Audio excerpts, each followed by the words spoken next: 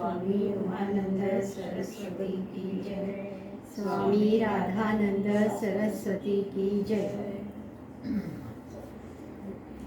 भगवान नित्यानंद मुक्तानंद बाबा आपल्या गुरुदेव महायोगी स्वामी उमानंद सरस्वती यांना प्रथम वंदन आणि वेदांना वंदन। आज अक्षय तृतीयेच्या मुहूर्तावर असं वाटलं की पुन्हा एक 4 शब्द दर शुक्रवारी आपल्याला मांडायची आपण सुरुवात करू। विषय माझी इच्छा आहे वेदांचं घ्यावं, कारण आपण निवडला का आहे हा ग्रंथ। एक तर गुरुदेवांनी प्रत्यक्षात मला सांगितलं की 9 वर्षात वेदाचं ट्रान्सलेशन कर, आणि दुसऱ्या जोडीने जेव्हा आपण वेदांचे ऑब्जेक्टिव्स बघतो म्हणजे ती काय कारणाने, कोणत्या कारणाने ही 4ही वेद आपल्या पुढे आपल्याला अभ्यासाला दिले, तर त्याचं ऑब्जेक्टिव्ह आहे, पहिलं ऋग्वेदाचं ऑब्जेक्टिव्ह आहे वाणी शुद्धी, यजुर्वेदाचं ऑब्जेक्टिव्ह आहे मनःशुद्धी, सामवेदाचं आहे प्राणशुद्धी, आणि अथर्ववेदाचं आहे श्रोत्रशुद्धी। तर कुठेतरी शुद्धीकरण आपल्याला करून घ्यायचंय। आपला हेतू तुमचा आणि माझा ऋग्वेदातला जसा त्यांनी एक प्रॅक्टिकल म्हणून यज्ञ एक करण्याची एक प्रक्रिया, रिच्युअल ती मांडली आहे। म्हणजे आपण कुठे जर पण आपण आता आपल्या ह्या दिवसांमध्ये फार क्वचितच कोणतेही भक्त ज्ञानयोगाचे, भक्तियोगाचे, हठयोगाचे, लययोगाचे, कोणत्याही योगाचे भक्त घरी एखादं कुंड आणून त्याच्यामध्ये लाकडं टाकून त्याच्यात तूप घालून हा प्रकारचा यज्ञ आपण फार करत नाही। पण वेदांचं मूळ माध्यमच त्यांनी यज्ञ घेतलंय। मग आपण यज्ञ न करता ह्यातलं ज्ञान आपल्याला संपादन करून घेता येईल का? मूळ आता जे आपण कोणत्याही सिद्धयुगाच्या आश्रमाचे आहोत, या आश्रमातल्या तरी लोकांच्या प्रत्येक भक्ताच्या मनात हेतू काय? परमेश्वरीय साक्षात्कार, सत्याचं दर्शन, सत्य काय हे कळावं, परमेश्वर कोण आहे हे कळावं। मग आपला जो हेतू आहे तो साध्य करायला आपल्याला ही यज्ञ कुंड आणायला लागेल का? त्याच्यात लाकडं ठेवावी लागतील का? त्याच्यात तुपाची आहुती द्यावी लागेल का? तर आपण ती केली नाही, आपल्या गुरूंनी पण नाही केलेली, त्यांच्या गुरूंनी सुद्धा एक रिच्युअल म्हणून अखंड केलेली नाही। एखाद वेळेला एखादा यज्ञ करून बघायला आनंदाची गोष्ट, पण आपण मुद्दाम ही रिच्युअल, ही जी कुंड आणणं, त्याच्यामध्ये लाकडं टाकणं, ही काही आपण करत नाही। मग आपण कोणशी करतोय? आपला जो अभ्यास करतोय तो यज्ञ आहे का? एका दृष्टीने भगवद्गीतेत आपण जर पाहिलं तर 12 प्रकारचे यज्ञ दिले। द्रव्य यज्ञ आहे, ज्ञान यज्ञ आहे, कर्मयज्ञ आहे, अनंत असं काही। मग आपण कोणती करतोय? तर आपण जो यज्ञ साधायचा प्रयत्न करतोय तर तो आहे ज्ञान यज्ञ। मग आता यज्ञ म्हणल्यानंतर आपण काहीतरी दिलं पाहिजे। जसं आपण बाहेरच्या यज्ञात बघतो की कुंडात तूप घातलं पाहिजे, मग अग्नी प्रज्वलित होतो, मग त्याच्यात तुम्ही तीळ घाला किंवा काही घाला, तर काहीतरी आपल्याकडनं आपण देणार आणि त्याच्या प्रती आपल्याला काहीतरी परमेश्वराकडनं प्राप्ती होणार। ह्या देवाणघेवाणाला एक प्रकारचं यज्ञाचं स्वरूप दिलेलं आहे। मग आता आपण जो यज्ञ ज्ञान यज्ञ करतोय त्याच्यामध्ये आपण काय देतोय? आपल्याकडून आपण अज्ञान द्यायचा प्रयत्न करतोय, आणि बदल्यात काय हवं आपल्याला? ज्ञान हवं, परमेश्वराचं ज्ञान हवं। आज मला जर माहीत आहे परमेश्वराचं कोणती क्रियाकृती मी वेगळ्या प्रकारे केली असते, पण आपण मग वेद का घेतले? ज्ञान यज्ञासाठी वेद का घेतले? कारण असं मानलं जातं की वेद हे आपल्याकडचे सर्वश्रेष्ठ ग्रंथ आहेत, ज्याच्यामध्ये विद म्हणजे ज्ञान, कम्प्लीट ज्ञान ग्रंथ आहे हा. आणि या ग्रंथाचा आपण जर अभ्यास केला तर आपण ते सत्याचं ज्ञान करून घेण्यास बहुतेक आपल्याला ते जमेल.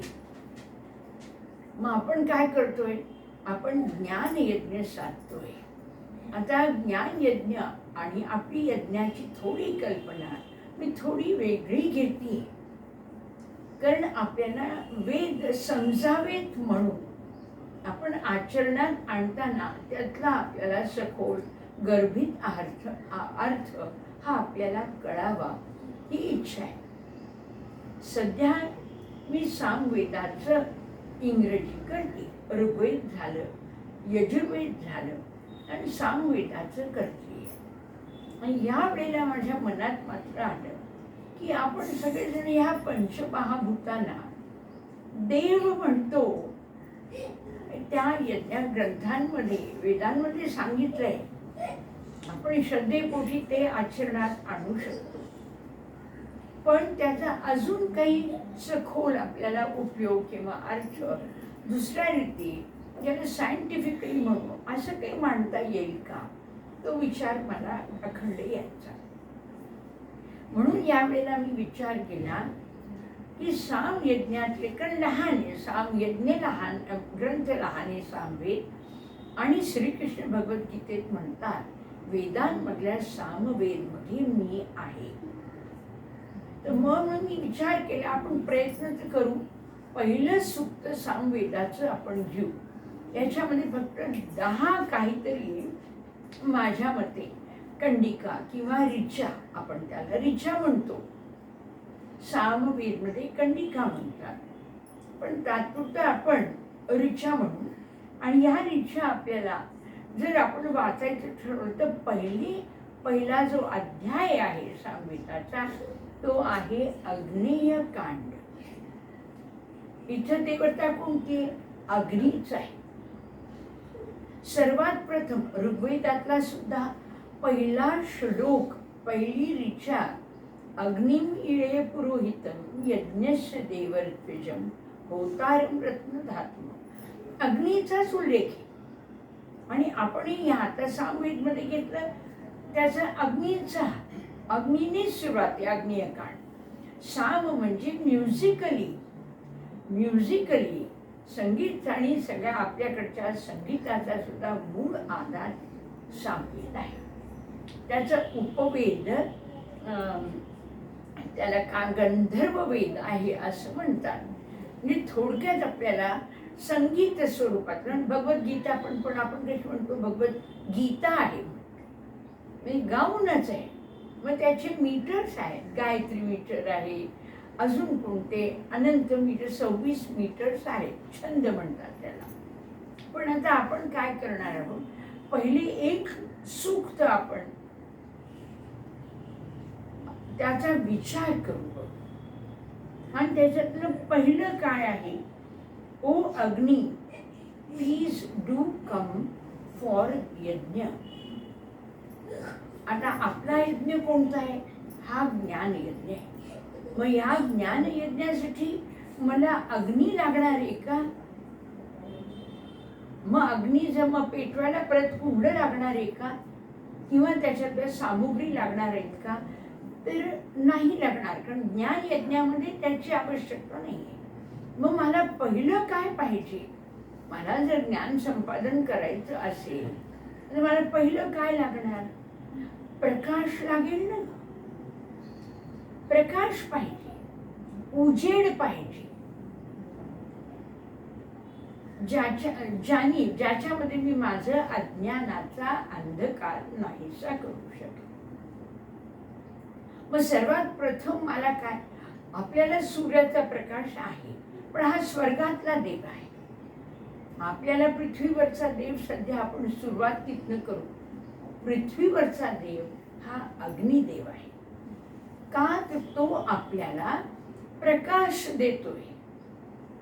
आणि दुसरी त्याची फार महत्वाची त्याची जी तन्मात्रा आहे ती आहे रूप. रूप म्हणजे जर मी अग्नितत्वाला आवाहन केलं नाही तर हे शारीरिक देह सुद्धा माझा राहणार नाही. कारण त्याच्याशिवाय अग्नितत्वाशिवाय रूप नाही, वायू तत्वाशिवाय स्पर्श नाही, पाण्याच्या जलतत्वाशिवाय आपल्याला चव नाही, पृथ्वी तत्वाशिवाय गंध नाही आणि आकाशाशिवाय शब्द नाही. आणि हे पंचमहाभूत जोपर्यंत आपल्या देहात आहे आपण जिवंत म्हणतो आणि आपण आहोत तसे जगाला दिसू. जग आपल्याला दिसेल का तर हे पंचमहाभूतांनी व्यापलेलं आहे. पंचमहाभूतांनी जर याच्यातनं विसंगती करून घ्यायची ठरवली तर हा आपला देह टिकणार नाही. मग पहिलं आवाहन आपण कशाला करतोय? अग्नीला करतोय. आपण त्यातल्या प्रकाशासाठी आणि सजीवतेसाठी किंवा रूपासाठी आपण सर्वात प्रथम अग्निदेवाचं आवाहन करतोय. मग ह्या अग्नीला आपण परत तरी म्हणण्यासारखं याच्याशिवाय आपण जगणंच नाही. मग आपण त्याला देव का म्हणतोय?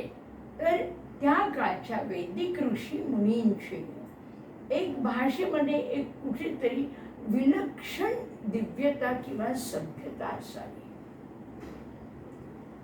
जी गोष्ट मला मॉर्टल टू इमॉर्टल करू शकते, ट्रान्सफॉर्मेशन, रूप बदल करायचं देखील अग्नीच काम. ती जर परिवर्तन रूपाचं करणार, कशातनं करणार? नरचा नारायण बनायचं किंवा मृतदेह हा अमर होण्याचं परिवर्तन हवंय. त्याच्यामुळे आपण अग्निदेवाला सर्वात प्रथम आपण आवाहन करतोय. आणि सामवेदामध्ये ते म्हणतात प्लीज डू कम फॉर यज्ञ. आपण कम म्हणतोय. आता काय सारखा घरात आहे का? नाही. ह्याला जरी क्षणभर आपण सूर्य मानला, कारण स्वर्गातला अग्नी सूर्य आणि पृथ्वीवरचा अग्नी आपण ज्याला ओळखतो अग्नीच्या रूपाने, ज्याला ज्वाला आहे तो आहे, ज्याला पेटवता येतं तो आहे. आणि आकाशामध्ये सुद्धा त्यांनी दिलंय वीज अग्नीचंच रूप आहे. वीज जिथे पडते तिथं अग्नी पेट घेतो. आणि ह्या अध्यायामध्ये पहिल्या कांडमध्ये पहिल्या सूक्तांमध्ये ह्या अग्नीची ह्या अग्नीचं घर कुठे?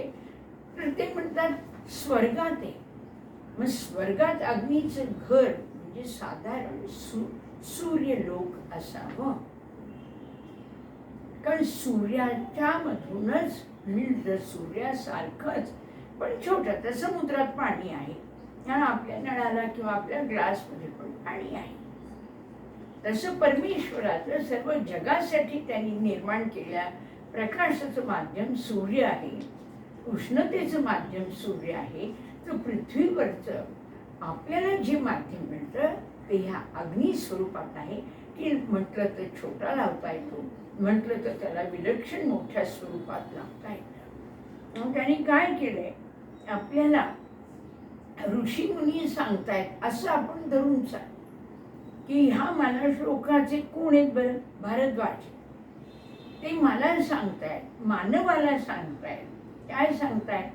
तू म्हण यज्ञ करताना, तुझा ज्ञान यज्ञ करताना तू अग्नी देवतेला बोलाव, आवाहन कर. कारण अग्नी म्हणजे प्रकाश. आपल्यासाठी आपण तो विचार करू.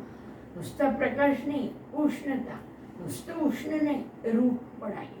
नुसतं रूप आहे का? नाही, अमरत्व आहे.